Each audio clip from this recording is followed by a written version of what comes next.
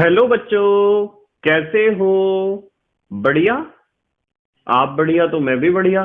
तो देखो बच्चों, आज हमें क्या पढ़ाई करनी है। आज है बेटे हमारे पास क्लास 11th का यूनिट नंबर 3 का वीडियो नंबर 37। तो बेटे ये तीसरे यूनिट का 37वां वीडियो है। और इससे पहले 36 वीडियो आपको प्लेलिस्ट में भी मिल जाएंगे, नीचे डिस्क्रिप्शन में भी मिल जाएंगे, और कुछ समय बाद आई बटन में भी लिंक आ जाएगा, जहां आप यूनिट नंबर 3 के सभी वीडियोस को देख सकते हो, समझ सकते हो और अपने सुंदर से नोट्स भी बना सकते हो, जो एग्जाम में आपकी बहुत ज्यादा हेल्प करेंगे। इसी के साथ साथ आपको नीचे डिस्क्रिप्शन में पीडीएफ नोट्स का लिंक भी मिल जाएगा, और आप पीडीएफ नोट्स के लिए टेलीग्राम पर भी सर्च कर सकते हो KMD सहारनपुर। तो देखते हैं आज का हमारा टारगेट क्या है। आज बेटे हमें पढ़ना है यूनिट नंबर 3 का एनसीईआरटी के अभ्यास का भाग नंबर 4।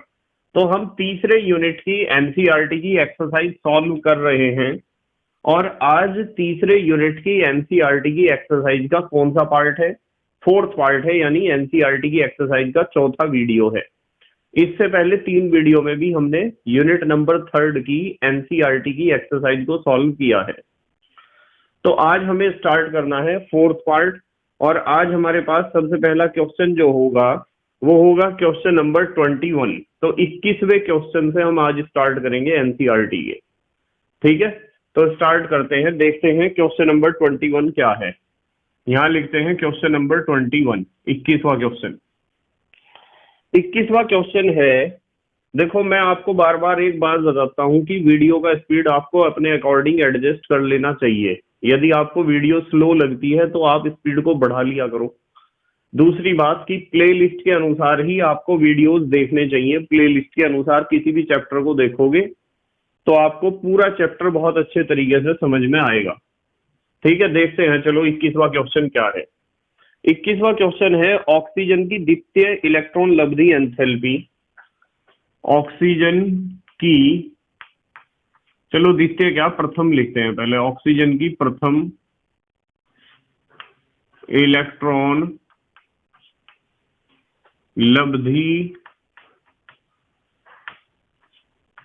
एंथैल्पी। ऑक्सीजन की प्रथम इलेक्ट्रॉन लब्धि एंथैल्पी व द्वितीय इलेक्ट्रॉन लब्धि एंथैल्पी, द्वितीय इलेक्ट्रॉन लब्धि एंथैल्पी की तुलना करनी है हमें। तुलना कीजिए। देखो बहुत बढ़िया क्वेश्चन है और इंपॉर्टेंट क्वेश्चन भी है।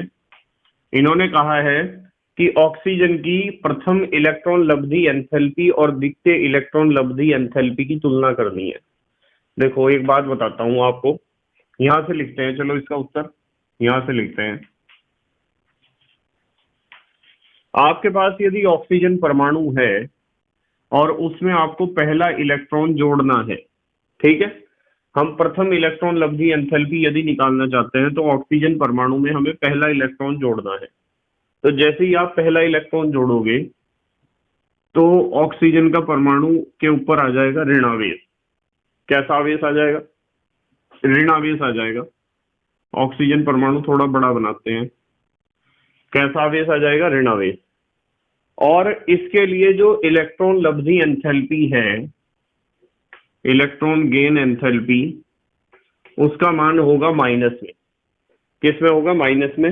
141 किलो जूल प्रति मोल, माइनस 141 किलो जूल प्रति मोल। जब आप पहला इलेक्ट्रॉन जोड़ोगे तो इलेक्ट्रॉन लब्धि एंथैल्पी का मान माइनस में होगा 141 किलो जूल प्रति मोल। पर यदि आप O नेगेटिव आपके पास है, ये जो बना है ऑक्सीजन का ऋणायन, इसमें जब आप दूसरा इलेक्ट्रॉन जोड़ोगे, यानी अब आप बनाओगे O डबल नेगेटिव, तो इस समय इलेक्ट्रॉन लब्धि एंथैल्पी जो होगी, इलेक्ट्रॉन गेन एंथैल्पी, उसका मान प्लस में होगा। उसका मान किस में होगा, प्लस में, और कितना होगा 780।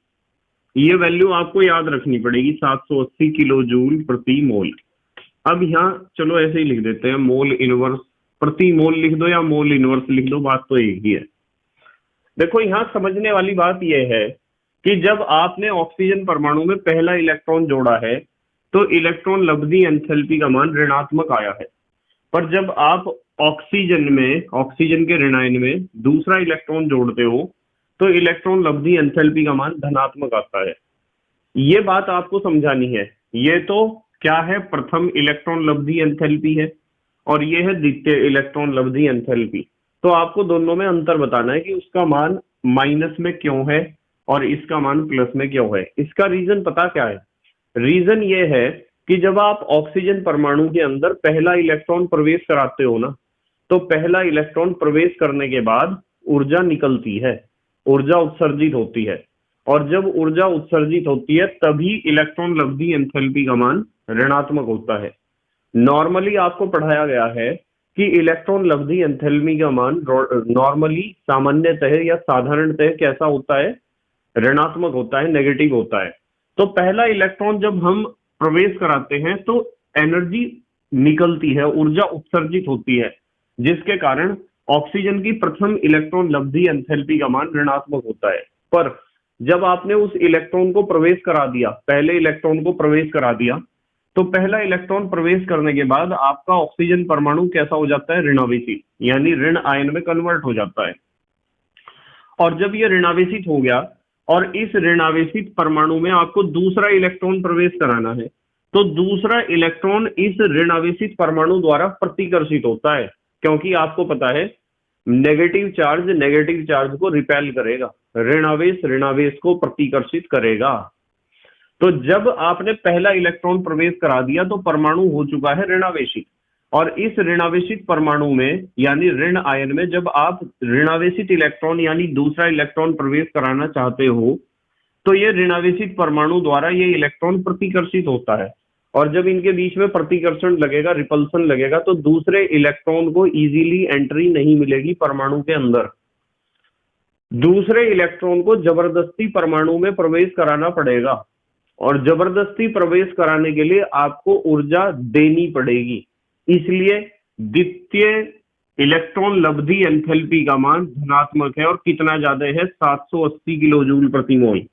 पहले इलेक्ट्रॉन को प्रवेश करने पर इतनी ऊर्जा नहीं निकली है, दूसरे देखो कितनी निकली है, 141 किलो जूल प्रति मोल निकली है, पर दूसरे इलेक्ट्रॉन के प्रवेश पर कितनी ज्यादा ऊर्जा हमें देनी पड़ी है, 780 किलो जूल प्रति मोल ऊर्जा देनी पड़ी है। इसका कारण आपको बताना है, जो मैंने आपको समझाया है। क्या समझाया है? यह समझाया है कि प्रथम इलेक्ट्रॉन लब्धि एंथैल्पी, प्रथम इलेक्ट्रॉन लब्धि एंथैल्पी का मान, प्रथम इलेक्ट्रॉन लब्धि एंथैल्पी का मान कैसा है बताओ? ऋणात्मक है ना, ये ऋणात्मक है, ऋणात्मक होता है। प्रथम इलेक्ट्रॉन लब्धि एंथैल्पी का मान ऋणात्मक होता है क्योंकि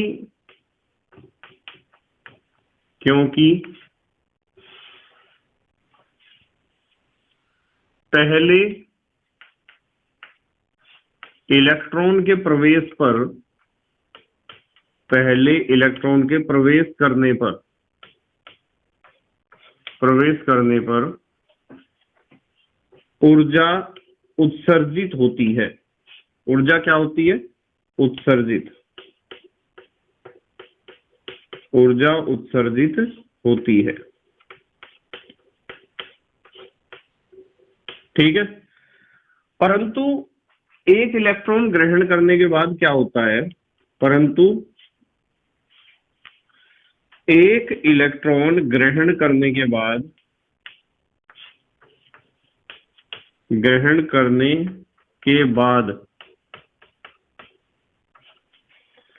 ऑक्सीजन परमाणु कैसा हो जाता है? ऋणावेशित हो जाता है। ऑक्सीजन परमाणु ऋणावेशित हो जाता है।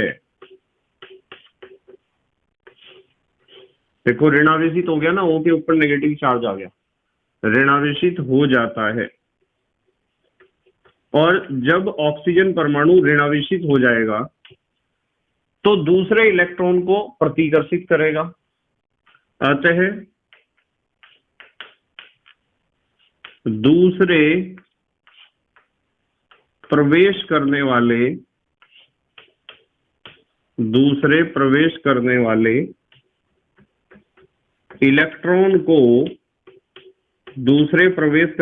इलेक्ट्रॉन को क्या करता है? प्रतिकर्षित करता है। दूसरे प्रवेश करने वाले इलेक्ट्रॉन को प्रतिकर्षित करता है।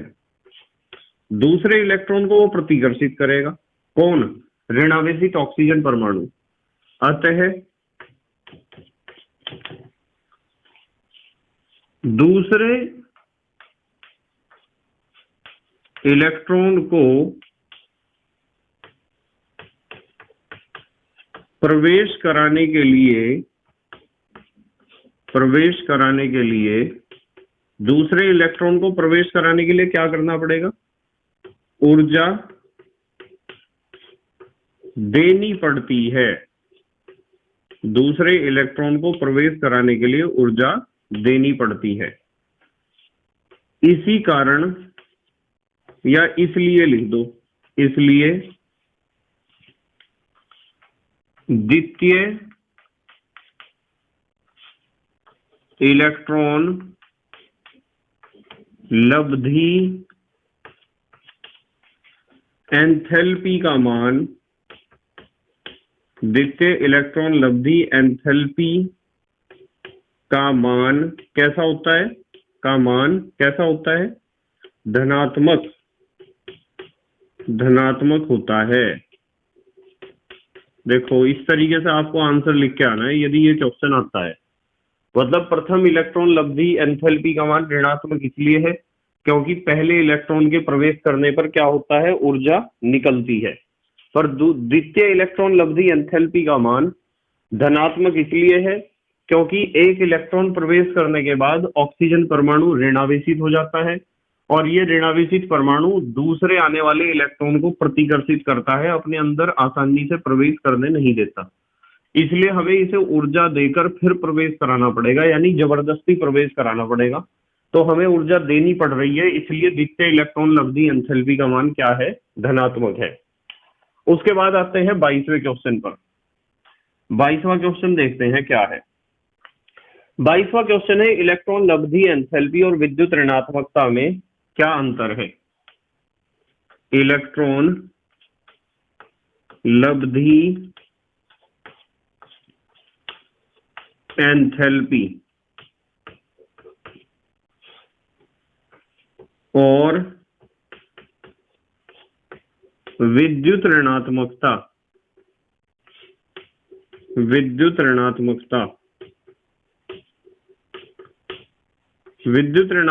को आप इलेक्ट्रॉन ऋणात्मकता भी कह सकते हो। विद्युत ऋणात्मकता में क्या अंतर है? बताओ ये दोनों बातें आपको पढ़ा रखी हैं या नहीं? पढ़ा रखी है ना? पढ़ा रखी है ना दोनों बातें? भाई इलेक्ट्रॉन लब्धि एंथैल्पी का क्या मतलब होता है? मान लो आपके पास कोई विलगित गैसीय परमाणु है अपनी तटस्थ अवस्था में, ग्राउंड स्टेट में, और उस परमाणु में आपने एक अतिरिक्त इलेक्ट्रॉन को जोड़ दिया है।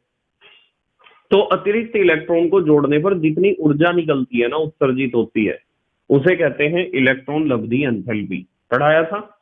दूसरी चीज है विद्युत ऋणात्मकता। किसी परमाणु द्वारा सह संयोजक बंध के इलेक्ट्रॉन युग्म को अपनी ओर आकर्षित करने की क्षमता विद्युत ऋणात्मकता होती है। ये एक तुलनात्मक गुण है, ठीक है, ऐसा गुण है जो तुलना करके निकलता है। किसी भी परमाणु की विद्युत ऋणात्मकता हर एक यौगिक में एक जैसी नहीं होती है। वो डिपेंड करता है कि वो परमाणु किसके साथ जुड़ा हुआ है, और जिसके साथ वो जुड़ा हुआ है उसकी विद्युत ऋणात्मकता से तुलना करनी होती है किसी भी दूसरे परमाणु की। तो मतलब कहने की बात यह है कि इलेक्ट्रॉन लब्धि एंथैल्पी तो यह है कि जब परमाणु में कोई एक्स्ट्रा इलेक्ट्रॉन प्रवेश करता है तो जितना एनर्जी रिलीज होता है उसे कहते हैं इलेक्ट्रॉन लब्धि एंथैल्पी।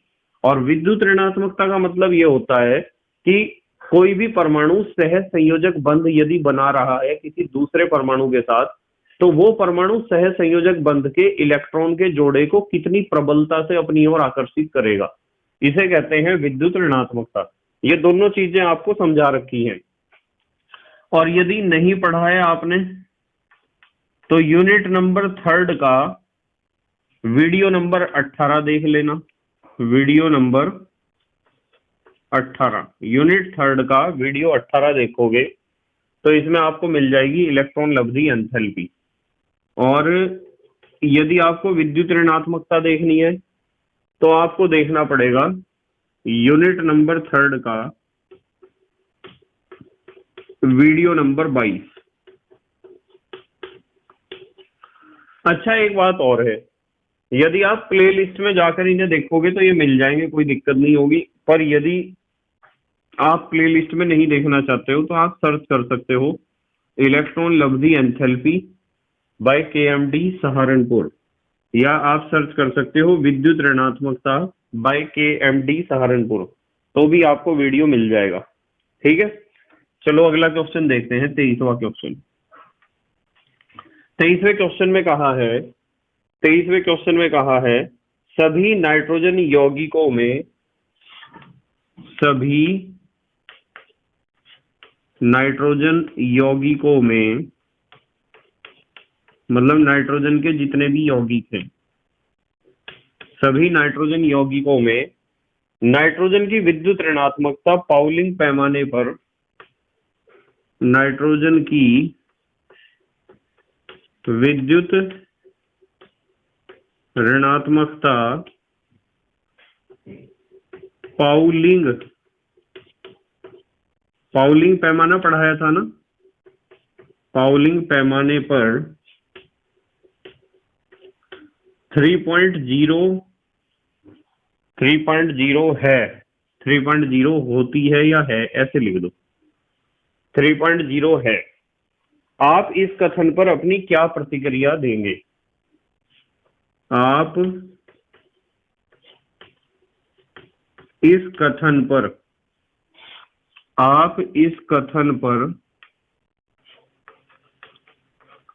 अपनी क्या प्रतिक्रिया देंगे? क्वेश्चन समझ में आया आपके? आप इस कथन पर अपनी क्या प्रतिक्रिया देंगे? इन्होंने कहा है कि सभी नाइट्रोजन यौगिकों में नाइट्रोजन की विद्युत ऋणात्मकता पाउलिंग पैमाने पर 3.0 है। आप इस कथन पर अपनी क्या प्रतिक्रिया देंगे? इनका कहने का मतलब यह है कि क्या सभी नाइट्रोजन यौगिकों में नाइट्रोजन की विद्युत ऋणात्मकता 3.0 हो सकती है? तो उत्तर है नहीं। ये विद्युत ऋणात्मकता एक तुलनात्मक गुण है, वो हमेशा किसी भी परमाणु के लिए एक जैसा नहीं हो सकता है। वो डिपेंड करता है कि परमाणु किस तत्व के साथ, किस परमाणु के साथ जुड़ा हुआ है। ठीक है, मतलब किसी भी परमाणु के लिए विद्युत ऋणात्मकता का मान नियत नहीं होता है, वो डिपेंड करता है कि वो किसके साथ बॉन्ड बना रहा है, क्योंकि विद्युत ऋणात्मकता एक तुलनात्मक गुण है। कैसा गुण है? तुलनात्मक गुण है।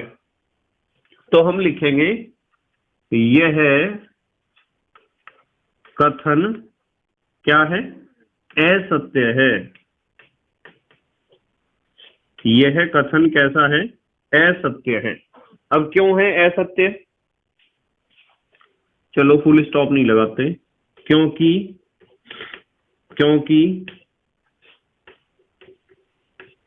किसी तत्व की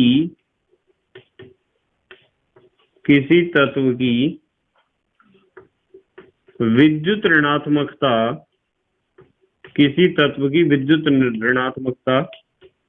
नियत यानी कांस्टेंट नियत नहीं होती है, कांस्टेंट नहीं होती है। किसी तत्व की विद्युत ऋणात्मकता कांस्टेंट नहीं होती है। यह का मतलब विद्युत ऋणात्मकता, यह एक तुलनात्मक मान है। यह एक तुलनात्मक मान है जो विभिन्न कारकों पर निर्भर करता है। बहुत सारे फैक्टर्स हैं। कौन कौन से फैक्टर हैं वो सारा मैंने आपको पढ़ा रखा है, यदि आपने सारे वीडियोस प्लेलिस्ट के अनुसार देखे हैं। ठीक है, मतलब इस चीज पर डिपेंड करता है कि वो परमाणु किस परमाणु के साथ जुड़ा हुआ है, और जिस परमाणु के साथ वो जुड़ा है उस परमाणु की इलेक्ट्रॉन खींचने की क्षमता और पहले परमाणु की इलेक्ट्रॉन खींचने की क्षमता, इनकी तुलनात्मक हमें वैल्यू देखनी पड़ती है, कंपैरेटिव वैल्यू देखनी पड़ती है। तो आप ऐसा बिल्कुल नहीं कह सकते हो कि नाइट्रोजन की विद्युत ऋणात्मकता हमेशा 3.0 ही रहेगी। वो बदल सकती है, इस बात पर डिपेंड करती है कि किसके साथ नाइट्रोजन परमाणु ने बॉन्ड बनाया है। ठीक है, जल्दी से स्क्रीनशॉट लो, फिर अगले क्वेश्चन देखते हैं। ले लिया स्क्रीनशॉट? ठीक है, चलो 24वां क्वेश्चन देखते हैं। 24वां क्वेश्चन नंबर 24। उस सिद्धांत का वर्णन कीजिए जो परमाणु की त्रिज्या से संबंधित होता है। उस सिद्धांत का वर्णन कीजिए, उस सिद्धांत का वर्णन कीजिए जो परमाणु की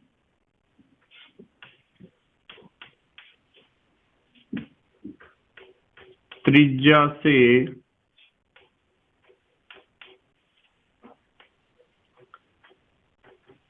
संबंधित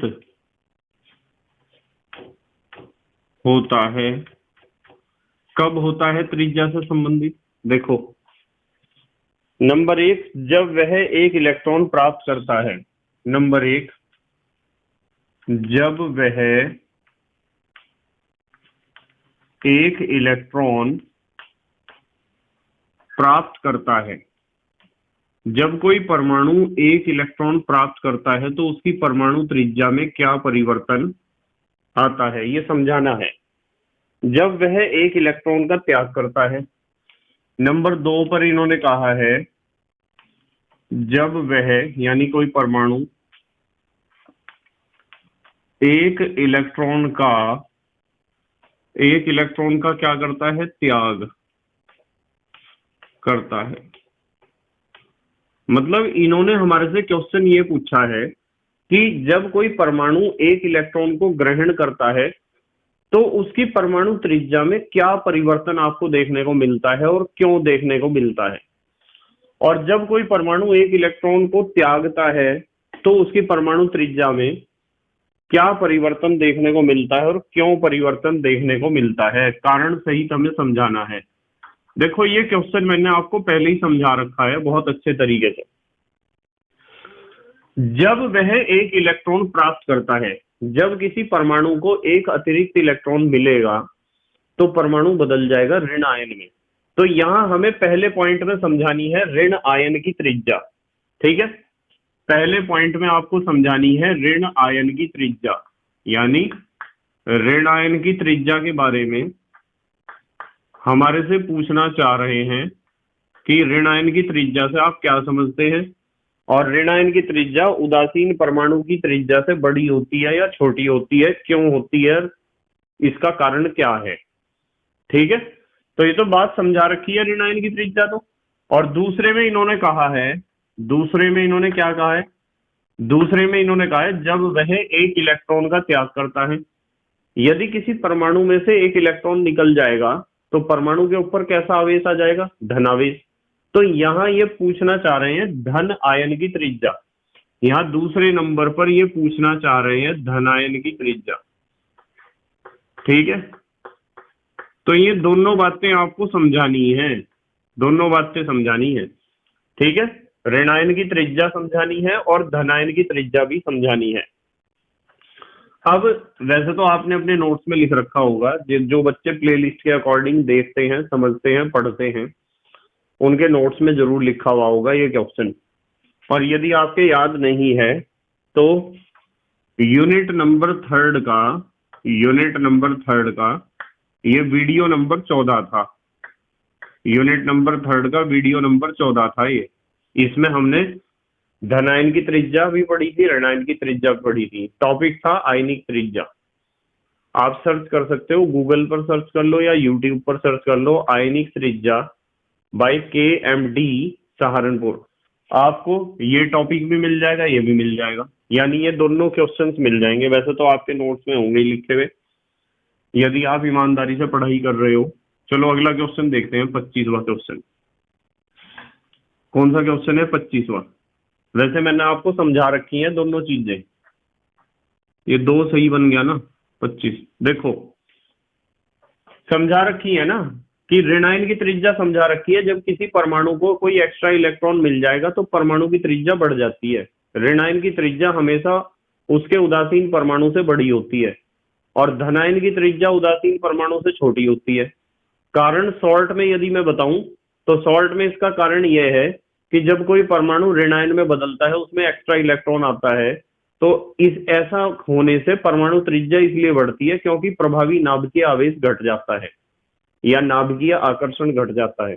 और इसके विपरीत जब किसी परमाणु में से बाहरी कक्षा से आप इलेक्ट्रॉन को निकाल दोगे, यानी परमाणु को धनायन में बदल दोगे, तो धनायन बनते ही प्रभावी नाभिकीय आवेश बढ़ जाता है, जिसके कारण नाभिकीय आकर्षण भी बढ़ जाता है और नाभिकीय आकर्षण बढ़ने के कारण परमाणु त्रिज्या घट जाती है। ये तो शॉर्ट में आंसर है।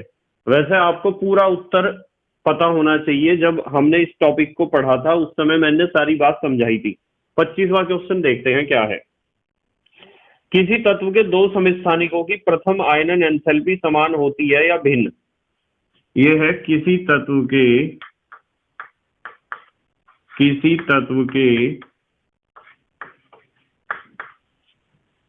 2 समस्थानिकों की किसी तत्व के 2 समस्थानिकों की प्रथम आयनन एंथैल्पी। आयनन एंथैल्पी पता है ना, आयनन विभव कह दो, आयनन एंथैल्पी कह दो, आयनन ऊर्जा कह दो। प्रथम आयनन एंथैल्पी समान होती है, प्रथम आयनन एंथैल्पी समान होती है या भिन्न? प्रथम आयनन एंथैल्पी समान होती है या भिन्न? अब देखो इन्होंने पूछा है कि मान लो आपके पास 2 तत्व हैं, एक ही तत्व के 2 समस्थानिक हैं, तो उनकी प्रथम आयनन एंथैल्पी एक जैसी होगी या अलग अलग होगी? आयनन एंथैल्पी पूछा है ना। हाँ आयनन एंथैल्पी पूछा है। देखो एक बात बताता हूं, आयनन एंथैल्पी डिपेंड करती है इलेक्ट्रॉनिक विन्यास पर। और आपको पता है समस्थानिक उन्हें कहते हैं एक ही तत्व के वे परमाणु जिनके परमाणु क्रमांक समान हो। और जब उनके परमाणु क्रमांक समान होंगे तो उनमें इलेक्ट्रॉनों की संख्या समान होगी, और यदि इलेक्ट्रॉनों की संख्या समान होगी तो इलेक्ट्रॉनिक विन्यास समान होगा, और यदि इलेक्ट्रॉनिक विन्यास समान होगा तो उनकी आयनन एंथैल्पी भी एक जैसी होगी। ठीक है, तो हम यहां लिखेंगे क्योंकि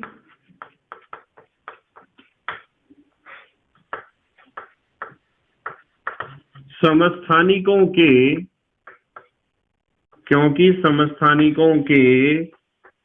इलेक्ट्रॉनिक विन्यास, समस्थानिकों के इलेक्ट्रॉनिक विन्यास, समस्थानिकों के इलेक्ट्रॉनिक विन्यास क्या होते हैं? समान होते हैं। समस्थानिकों के इलेक्ट्रॉनिक विन्यास समान होते हैं। भाई समस्थानिकों के परमाणु क्रमांक एक जैसे होते हैं ना, परमाणु क्रमांक एक जैसे होंगे यानी इलेक्ट्रॉनों की संख्या एक जैसी होगी, और इलेक्ट्रॉनों की संख्या एक जैसी होगी तो इलेक्ट्रॉनिक विन्यास तो एक जैसा होगा ही फिर। तो यहां लिखा है हमने क्योंकि समस्थानिकों के इलेक्ट्रॉनिक विन्यास समान होते हैं अतः इनकी आयनन एंथैल्पी आयनन एंथैल्पी भी, अतः इनकी आयनन एंथैल्पी भी क्या होती है, समान होती है। अतः इनकी आयनन एंथैल्पी भी समान होती है। ये चीज ध्यान रखनी है आपको, ठीक है। चलो अगला क्वेश्चन देखते हैं, क्वेश्चन नंबर 26। 26वां क्वेश्चन है, धातुओं और अधातुओं में मुख्य अंतर क्या है। धातुओं और अधातुओं में, ये तो पता होना चाहिए आपको, 9th क्लास में ही पढ़ा था आपने। धातुओं और अधातुओं में मुख्य अंतर क्या है। तो धातुओं और अधातुओं में मुख्य अंतर क्या है, यहां से लिखते हैं। चलो अंतर इसका, यहां उत्तर लिखेंगे। एक तरफ तो लिखेंगे हम धातु, यहां तो लिखेंगे धातु के बारे में, और यहां लिखेंगे हम किसके बारे में, अधातु के बारे में। अधातु, एक तरफ धातु के बारे में लिखेंगे, एक तरफ अधातु के बारे में लिखेंगे। तो धातु में सबसे पहली खासियत लिखेंगे, धातुओं में एक विशेषता होती है जिसके कारण हम इसे धातु कहते हैं। यहां पे लिखते हैं, इलेक्ट्रॉन त्यागने की प्रवृत्ति होती है। बताओ सही है या नहीं है। धातु उन तत्वों को कहते हैं जिनमें इलेक्ट्रॉन त्यागने की प्रवृत्ति होती हो। कैसी प्रवृत्ति होती हो, इलेक्ट्रॉन त्यागने की। जिनकी आदत इलेक्ट्रॉन त्यागने की होती है उन्हें धातु कहते हैं, ठीक है। और यहां से लिखेंगे हम अधातु के बारे में। नंबर 1, अधातु उन तत्वों को कहते हैं जिनमें इलेक्ट्रॉन ग्रहण करने की प्रवृत्ति होती है। इलेक्ट्रॉन ग्रहण करने की प्रवृत्ति, तो जिनमें इलेक्ट्रॉन त्यागने की प्रवृत्ति होती है उन्हें धातु कहते हैं, और जिनमें इलेक्ट्रॉन ग्रहण करने की प्रवृत्ति होती है उन तत्वों को अधातु कहते हैं। हमें अंतर बताने हैं। तो धातु की आदत इलेक्ट्रॉन त्यागने की होती है, अधातु की आदत इलेक्ट्रॉन ग्रहण करने की होती है। दूसरा अंतर, ये जो धातुएं होती है ना, ये अधिकतर ठोस होती हैं, हालांकि कुछ द्रव धातुएं भी हैं। हम यहाँ ज्यादातर क्या देखने को हमें मिलता है उसकी बात करेंगे। जैसे पारा एक द्रव धातु है, पर धातुएं अधिकतर कैसी होती हैं, ठोस होती हैं। और यदि आप अधातु की बात करो ना, अधातु अधिकतर ठोस ही होती हैं। ठोस और गैस अवस्था में भी होती हैं, ठोस व गैस। ये अधिकतर ठोस व गैस अवस्था में देखने को मिलेंगी अधातुएं, जबकि धातुएं ज्यादातर ठोस ही अवस्था में हमें देखने को मिलती हैं, ठीक है। तीसरा अंतर, धातुओं के गलनांक व क्वथनांक अधिक होते हैं। गलनांक व क्वथनांक अधिक, धातुओं के गलनांक व क्वथनांक क्या होते हैं, अधिक होते हैं। जबकि हम अधातुओं की यदि बात करें तो अधातुओं के गलनांक व क्वथनांक होते हैं कम। गलनांक व क्वथनांक कैसे होते हैं, कम होते हैं। अधातुओं के गलनांक व क्वथनांक कम होते हैं, जबकि धातुओं के गलनांक व क्वथनांक अधिक होते हैं। नंबर 4, धातुएं ताप व विद्युत की सुचालक होती हैं, यानी ऊष्मा भी प्रवाहित हो सकती है धातुओं में, और विद्युत धारा भी प्रवाहित हो सकती है धातुओं में, ठीक है। तो धातुएं ताप व विद्युत की सुचालक होती हैं। जबकि अधातुओं की बात करें तो ताप व विद्युत की कुचालक होती हैं। वैसे कुछ अधातुएं ऐसी भी हैं जो ताप व विद्युत की सुचालक हैं, जैसे हम कह सकते हैं ग्रेफाइट, ठीक है। आप अपवाद को तो अभी अपवाद की तरफ तो ध्यान ना दो, ऐसे तो मैं आपको ऐसी अधातुएं भी बता दूंगा जिनके गलनांक व क्वथनांक बहुत ज्यादा हैं।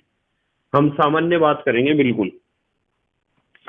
अच्छा एक बात और बताता हूं, ये जो धातुएं हैं ना, इनका निम्न आयनन विभव होता है। निम्न माने कम, यानी इलेक्ट्रॉन को निकालने के लिए बहुत कम ऊर्जा की आवश्यकता होती है, जब ही तो इन्हें धातु कहा। ये तो इलेक्ट्रॉन त्यागने को तैयार ही है, तो इनका निम्न आयनन विभव होगा, आयनन विभव कम होगा। और यदि हम अधातु की बात करें तो इनका आयनन विभव होता है उच्च। भाई ये अधातु हैं तो उच्च आयनन विभव तो इनका होगा ही। ये तो इलेक्ट्रॉन त्यागने को तैयार होती ही नहीं है, ये तो इलेक्ट्रॉन लेने को तैयार होती है कि इलेक्ट्रॉन दे दो इन्हें कहीं पे। अच्छा स्क्रीनशॉट लो, आगे के अंतर भी देखते हैं फिर। ले लो पहले स्क्रीनशॉट, आप ले लिया बेटे स्क्रीनशॉट? ठीक है। नंबर 6, छठा अंतर,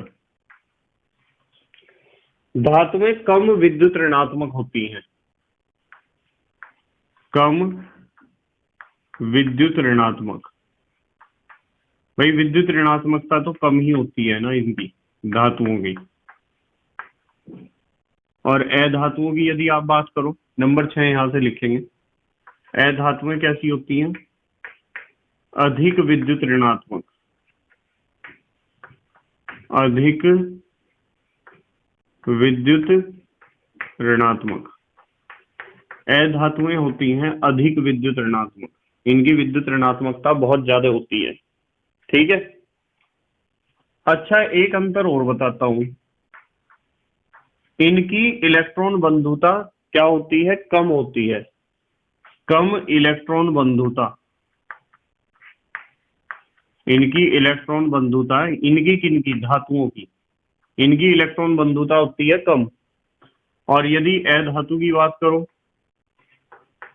तो अधिक इलेक्ट्रॉन बंधुता, ऐसे लिखते हैं, अधिक लिख लो पहले। तो यहां हम लिखेंगे अधिक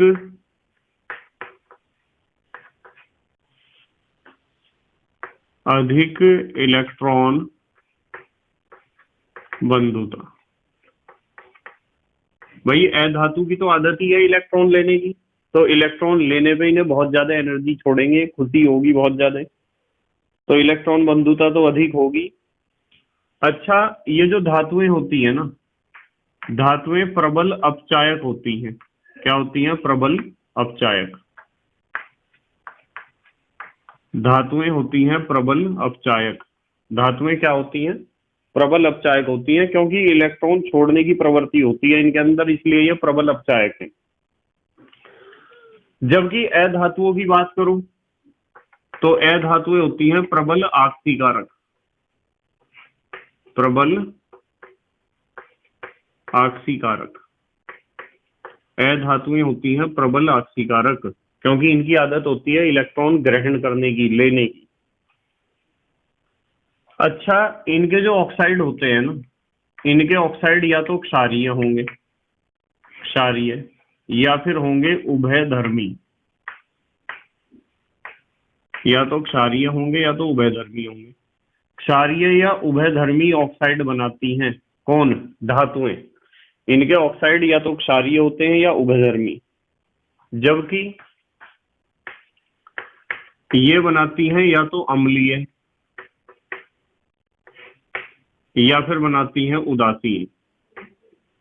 या तो इनके ऑक्साइड अम्लीय होंगे या तो उदासीन होंगे, तो दो तरह के ऑक्साइड बनाती हैं अधातुएं। एक अंतर ये भी आपको ध्यान रखना है, ठीक है।